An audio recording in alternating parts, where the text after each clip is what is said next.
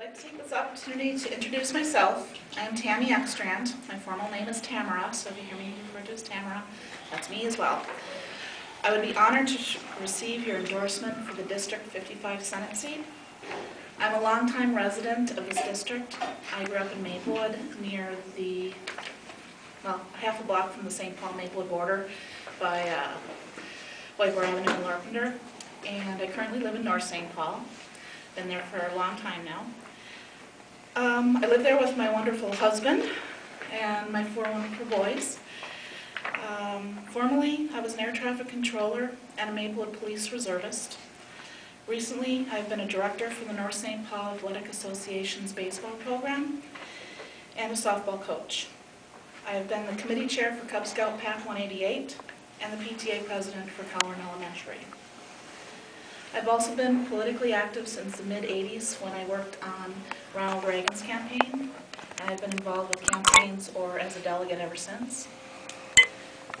Since I began this campaign, people have asked me one very important question: why are you running for state senate?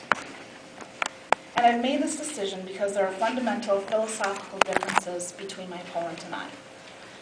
These are the same differences between my opponent's party and all of us sitting here in this room today. When it comes to government spending, he and his party believe that there are no limits on how much of our money that they can spend on frivolous things.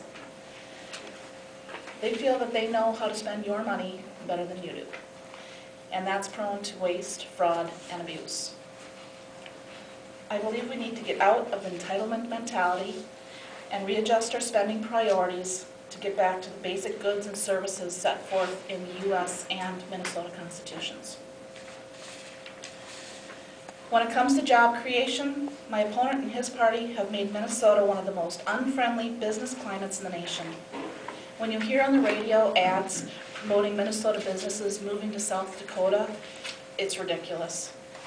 I believe that we need to remove a lot of the state government red tape and scale back some of the job-killing taxes that prohibit our businesses from flourishing, and so that we can keep them right here in Minnesota. With higher and higher tax rates and potential cap-and-trade regulations that would add energy costs, we really need to take a hard look at how we're treating our businesses. We want to make Minnesota a place where businesses want to come to, not flee from. When it comes to public safety, unfortunately, our district knows all too well of the impact that criminals can have in our neighborhoods. In the past 20 years, Maplewood, North St. Paul, and Oakdale are no longer the small, safe communities that they once were. Like I said, I grew up a half a block from the Maplewood-St. Paul border. We never even used to have to lock our doors at night. But today, the criminals from the city of St. Paul have invaded our once peaceful communities. We need to give our police departments the proper tools and training that they need in order to stamp out as much crime within our cities as possible, so that we can once again feel safe in our communities. Hand in hand with that, we also need judicial reform. We need that in order to keep repeat offenders off the streets. My opponent has not pushed this issue far enough.